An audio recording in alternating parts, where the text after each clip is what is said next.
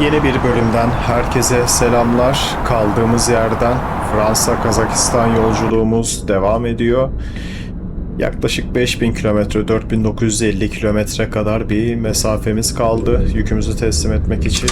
Ve şimdi yanlış hatırlamıyorsam Slovenya'ya kadar gelmiştik. Buradan devam ediyoruz. 1550 kilometre kadar daha yolumuz olacak. Şimdi bir sorun, bir aksaklık yaşamadan yolculuğumuza devam edelim. Sinyalimizi de verelim. Tabii ki yola çıktıktan sonra. Şu kameramızı da bir ayarlayalım. Tamamdır. Evet, bazı problemler yaşadım. Şöyle ki, aslında ben bu bölümü ve bir sonraki bölümü kaydetmiştim ama mikrofonu açmayı unutmuşum. Dolayısıyla sadece oyunun sesi olduğu için şimdi aynı bölgeyi tekrar bir daha oynamam gerekiyor. Hatta bu 5. part olması lazım. 7. partta bahsetmiştim bununla alakalı. Direkt öyle yayınlarım. Tekrar üzerine ses koymakla uğraşmam diye ama uğraşıyorum gördüğünüz gibi. Buradan gümrüğümüze de girelim. Kamerayı bir daha ayarlayayım ben. Tam oturtamadım çünkü. Yaparsam tamamdır. Hop. Sağ taraf daha müsait gibi, oraya geçeyim. Yok, ben solda kalacağım. Şimdi hatırladım çünkü biraz önceki bölümde oynarken şu sağ tarafta kuyrukta kalmıştım. Buradaki çekiciler bitene kadar hareket etmemişti onlar. Bayağı bir sinir etmişlerdi beni. Hatta bir sürü yeri de kesmem gerekecekti. Öyle bir zahmetten kurtardılar beni. Bu kamerayı niye ayarlayamadım ya? Allah Allah. Eyvahlar olsun. İlk kazamızı yaptık ve %8 hasar aldık. %8. Ey maşallah.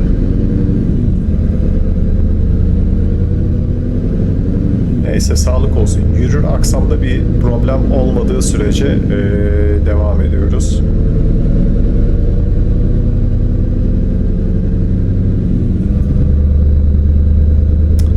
Allah Allah, ben bu kamerayı niye ayarlayamıyorum ya?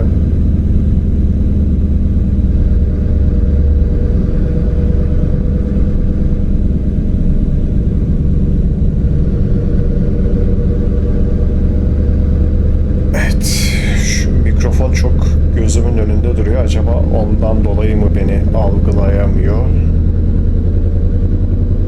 Neyse, şu an için iyi gibi görünüyor.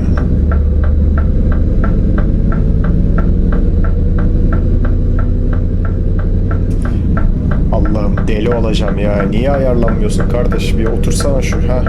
Allah Allah.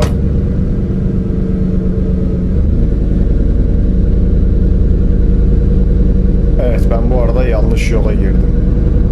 Çok güzel. Yani hiçbir derdimiz yokmuş gibi bir de üstüne üstlük yanlış bir yola girdik de ben buradan niye dönüp çıkamıyorum da ta ileriden çeviriyor beni.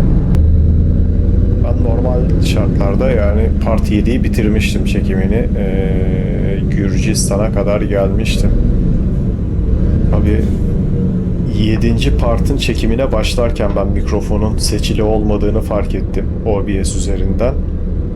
Dolayısıyla iki bölümde de böyle ses vardır inşallah umuduyla, hani mikrofon seçili değil, nasıl olacak ki? Hemen bir OBS'i durdurup tekrar bir şeye baktım. Part 5 ile 6'ya baktım ve tabii ki ses yoktu. Yani dedim ki hani o iki bölümde öyle olsun, yani benim sesim olmasın, sadece oyunun sesi olsun, ne olacak falan derken dedim. Yani öyle yayınlarım diye düşünüyordum. Sonradan da dedim ki yani üşenme, şimdi 2 bölüm daha çekeceksin falan. Yani iş 2 bölüm çekmek değil. Şimdi ta sıfır kamerasıyla bir daha işte şeye gel. O 4. bölümün bittiği yere gel. Oradan işte çekiciyi oraya getir. Oradan tekrar başla falan böyle. Hani zaten şeyi bulmam epey zamanımı aldı. bölümün 5. partın başladığı yeri bulmam, çekici oraya getirtmek için önce orayı bulmam gerekiyordu. Orayı bulmam epey bir zamanımı aldı. Neyse bir şekilde hallettim onu, orayı buldum, çekiciyi getirdim oraya ve şimdi başladım yine tekrar. Yani 7. bölüm hazır, şu an 5 ve 6'yı çekiyorum. Öyle bir gariplik oldu.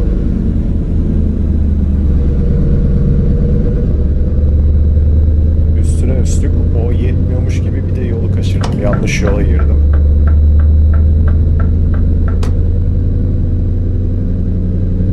Neyse, vardır her işte bir hayır diyelim. Başlayalım. Yapacak bir şey yok. Ne yapalım? Allah. Nereye gidiyorsun lan? Oğlum demir bariyer var orada. Nereye uçacak mıyız oradan aşağı?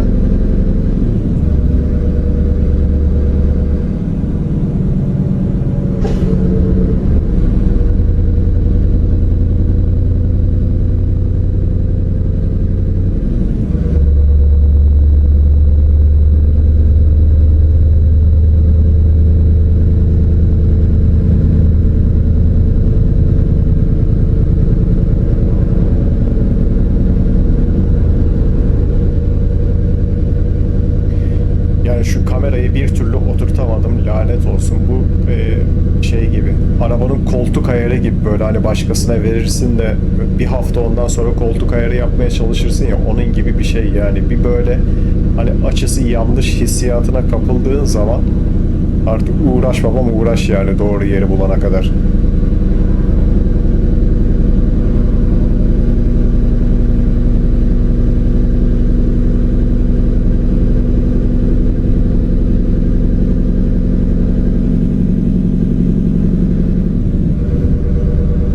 Buradan cruise'umuzu açalım ya, niye uğraşıyoruz ki böyle, zaten otobandayız.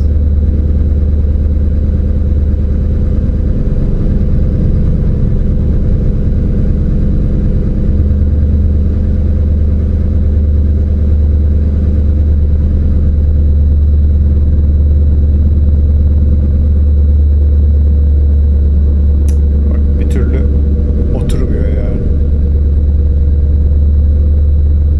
Ne yapsam? Ha. Bak şimdi bunun ayarını yaparken gene yolu kaçıracağım bu sefer.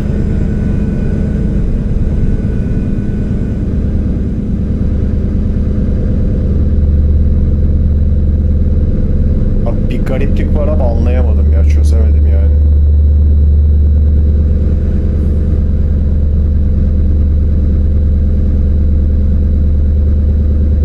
Evet, gişelere yaklaşıyormuşuz. Ben buradan frene bassam anca duruyor orada. Onun için böyle tehlikeyi gördüğüm anda çok öncesinde fren yapmam gerekiyor. Fren ayarını çünkü epey düşürdüm. Araç fren yaparken biraz aksın, rahat ilerlesin, hani böyle gerçeğe yakın yavaşlasın diye. Diğer türlü çünkü bastığın anda duruyor yani, hiç şey yok, hiç akma pozisyonu yok.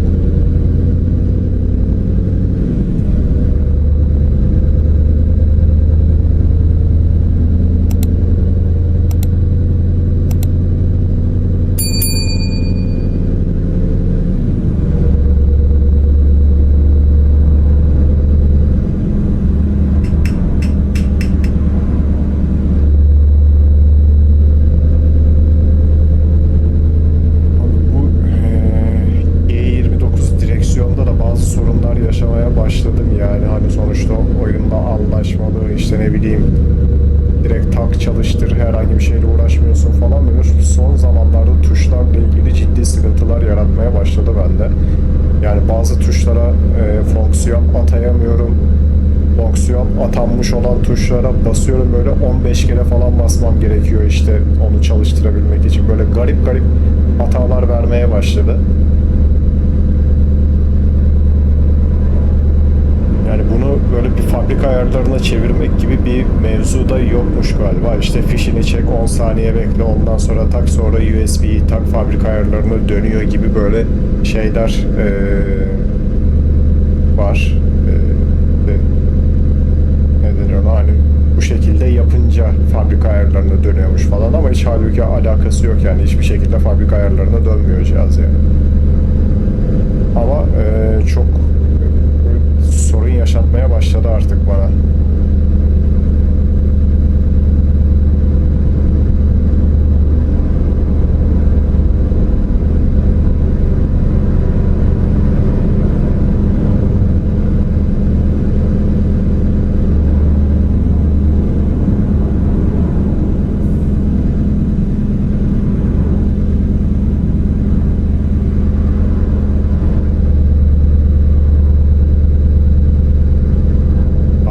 girsene şeride, bir saattir çekiyorum seni, sona doğru ısrarla sağa gidiyorsun ya.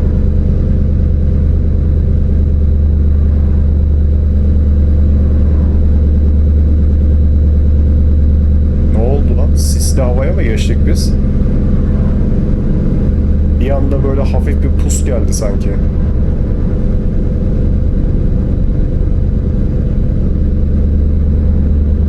Yani yağmur yağma ihtimali sıfır çünkü kapattım yağmuru.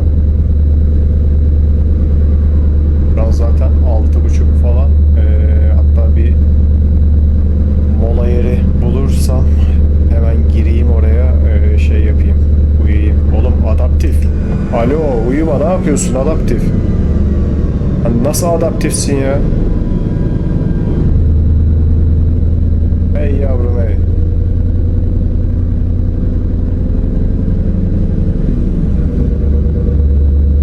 Hesapta adaptifte gidiyorum yani, onu açmak için işte o atadım ya, bu da işte bir sorunlardan bir tanesi. Ben adaptifi açıyorum ama normal cruise'u açıyor. Halbuki o tuşta adaptif atanmış durumda.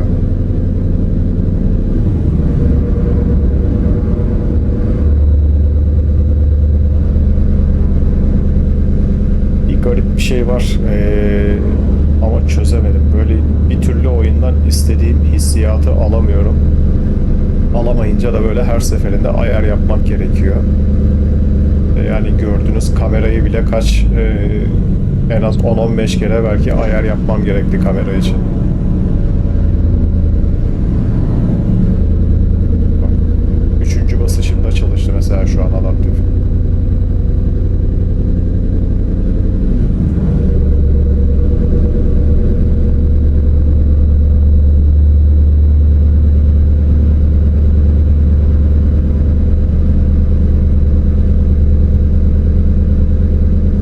Adaptifte mi, normal cruise'da mı, onu anlayamıyorum maalesef. Sadece o sanal hız göstergesinde görünebiliyor onun simgesi. Yani burada çekicinin herhangi bir ekranındaki kadranında görünmüyor. Hatta şöyle bakayım, var mı işareti diye.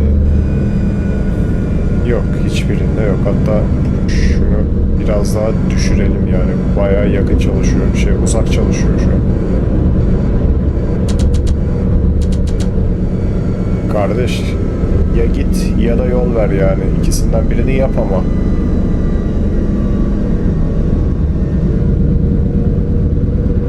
Hani ulan adam seni sağlayacak neredeyse ya. Buna da uyuz oluyorum. Böyle sol şeride çıkıyor sollama yapmaya.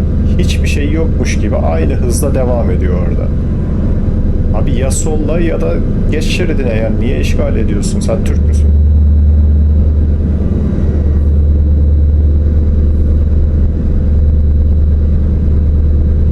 Bak şimdi önündeki adam ne güzel sola çıktı, işini bitirdi, sağa girdi tekrar. Ya bu amcam niye bekliyor burada mesela?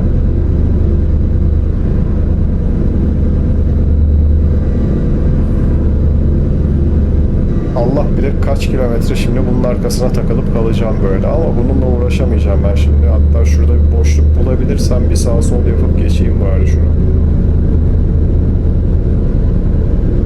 Şuradan sinyal verirsem bu yol verir mi acaba bana? Tamam, kör nokta söndüğüne göre onu kurtardık.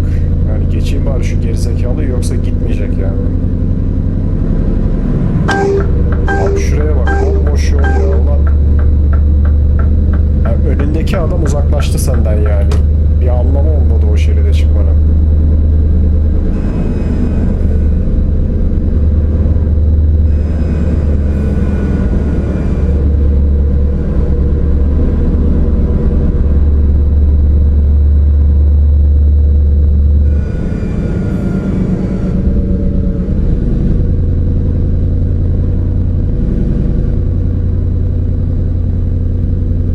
5 kere tuşa basmam gerekti 100 kilometre hıza ayarlayabilmek için. Normalde benim bunu bir kere de ayarlamam lazım ama bu rotary tuş yani hiç hassas çalışmıyor. Yani diğer tuşlar da problem yaratmaya başladı. Bu nasıl olacak bilmiyorum. Yani servise mi gidecek, kendi kendine mi düzelecek hiçbir fikrim yok ama şu an hiç stabil bir şekilde çalışmıyor.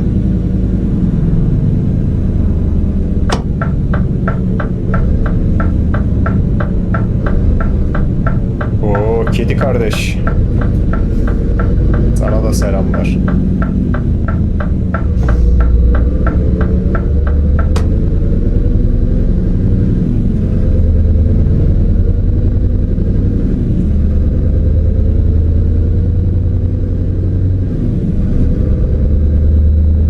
Şunu geçebileceğim bir boşluk var mı acaba? Şurada bir fırsat olur mu? Yani onu geçsen de olacak. Önünde zaten bir tane daha var.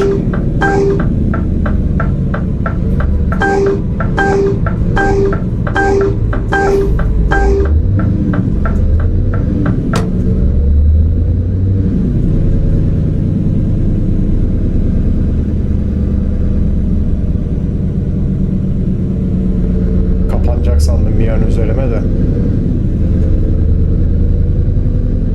Saat 8 olmuş. Ben şurada bir tur uyuyayım. Güne bir ayalım. Ondan sonra gümrükten devam edelim.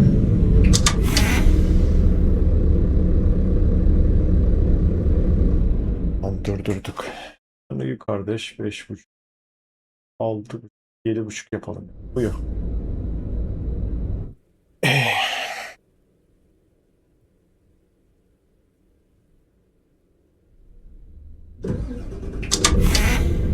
Ben muhtemelen bu uyuduğum yeri kesmiş olurum. Hiç uğraştırmam onunla. Zaman kaybı olmasın. En azından videoda.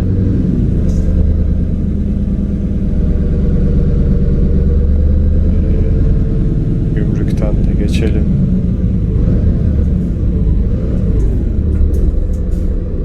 Kontrol et sen de kardeş. Bir eksiniz falan yok. Zaten olsaydı önceki kapıdan göndermezlerdi bizi. Abi niye baş aşağı eğiliyor böyle bu kamera, ben anlamadım bunu ya.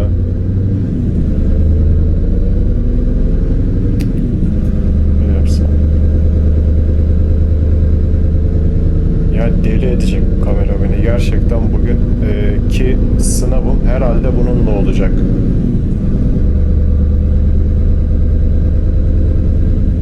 Sırbistan'a da geldik. Burger King. Kardeş oradan bir sandviç yuvarlasana. Bak mola verdik uyuduk ama yemek yemedik yani. Karnımızı doyursaydım ben.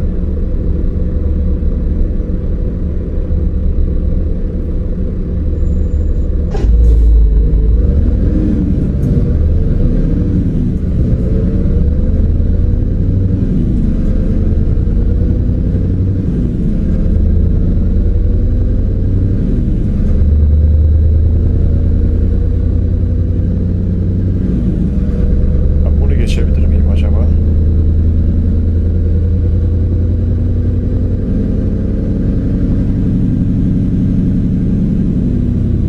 Gümrükte tırcılar da sıra kazanmak için böyle yapıyorlar mı acaba? Lan şurada bir görünmez duvar olsaydı ne olurdu ama. Evet geçebilirmiş.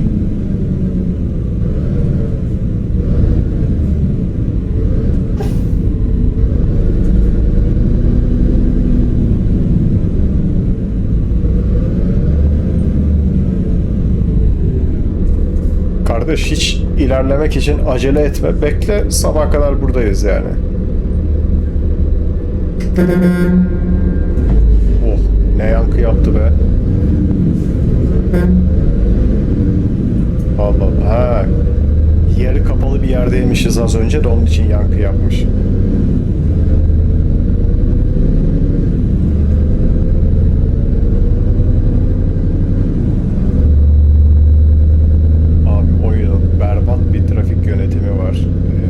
Gerçekten insan çileden çıkartıyor ve bunu düzeltmek için yapabileceğin tek şey ya beklemek ya da trafiği tamamen sıfırlamak.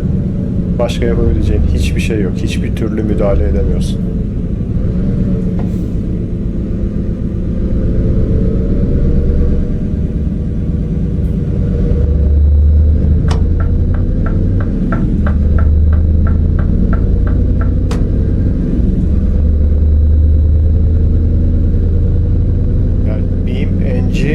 Oyununda böyle aptal saptal durumlar için onda bir mod var. Önündeki araç aracı böyle tutup fırlatabiliyorsun başka bir tarafa. Hani temizleyebiliyorsun yani önünü. Gerçi bu oyunda öyle bir şey yok. Öyle bir şey olsa zaten şu tarlayı tır çöplüğüne çevirirdim herhalde.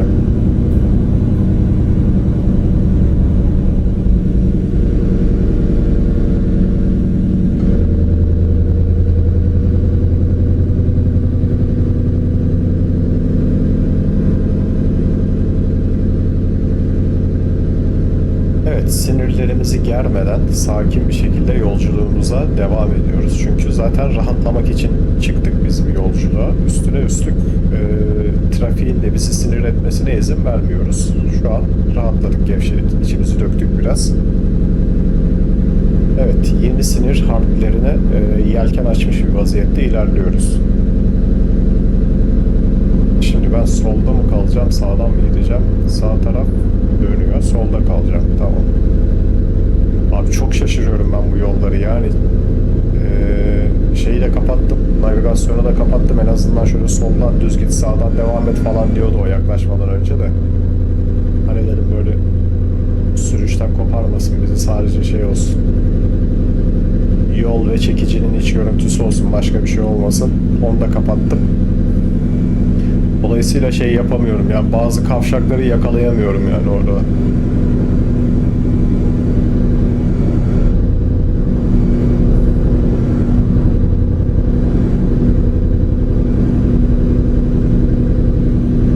Bak işte şimdi 3 kilometre için mesela bunun arkasına var, sürekli rötarları aç kapa aç kapa aç kapa yapıyor yani. 100 ayarlamıştım da şunu 95'e ayarlayayım bari.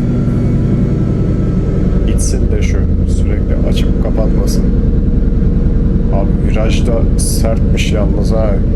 Hiç de öyle görünmüyor ama bayağı yan yattı çekici. Yandan gelen yok ki. Navigasyon ekranındaki yola bakıyorum, öyle virajın sertliğini, tatlılığını falan oradan kestiriyorum 3 aşağı 5 yukarı ama hiç orada göründüğü kadar da yumuşak değilmiş yani az önceki viraj.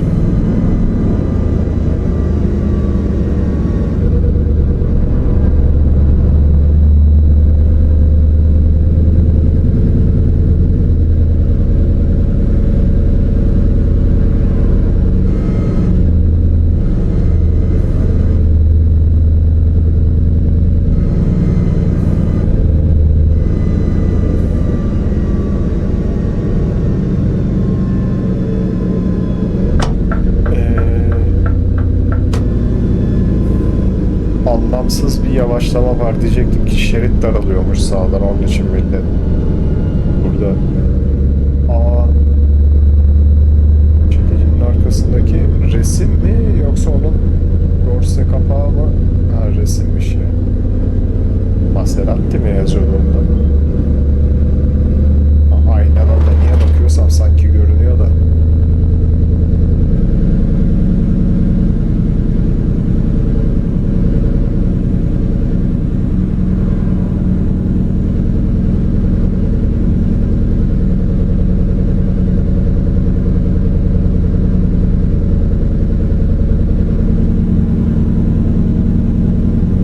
Hiç hatırlamıyorum ama yani umarım yanlış bir yere gitmiyorumdur.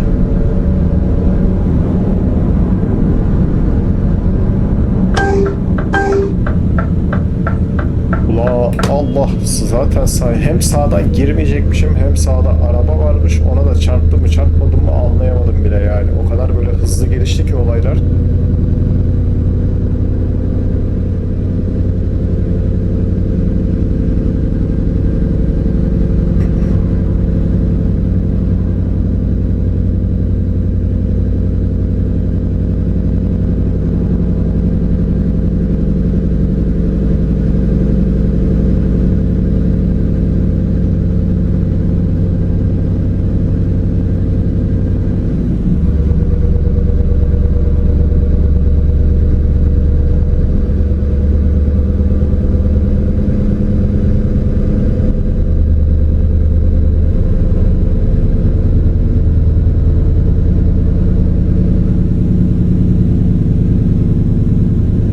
Sağ tarafta emniyet şeridinin yanında böyle top gibi yuvarlak yuvarlak işaretler var. Onlar ne işe yarıyor bilen var mı acaba? Bazı yerlerde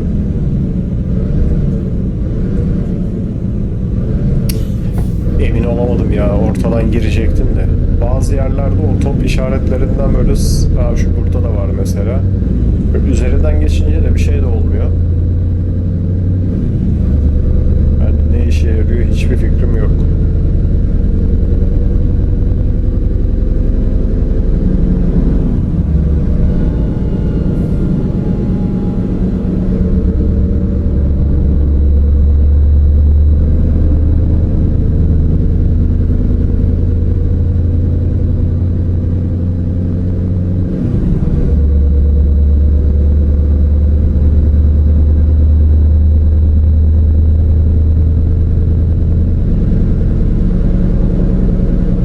Allah'ım delirtti beni bu kamera, delirtti.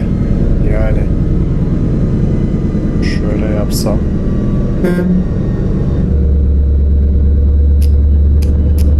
Yani böyle aşağıya şey gibi şöyle eğiliyor aşağıya doğru. Yani niye eğiliyor anlamıyorum.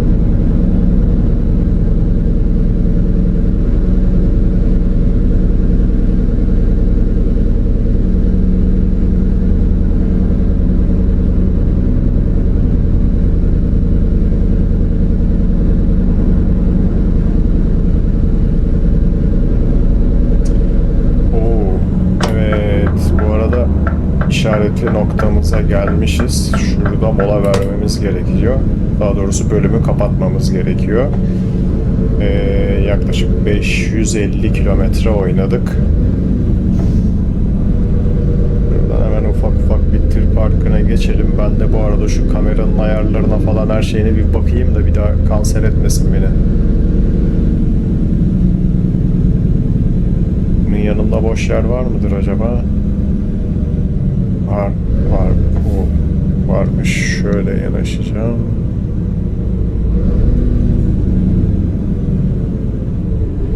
Tamam.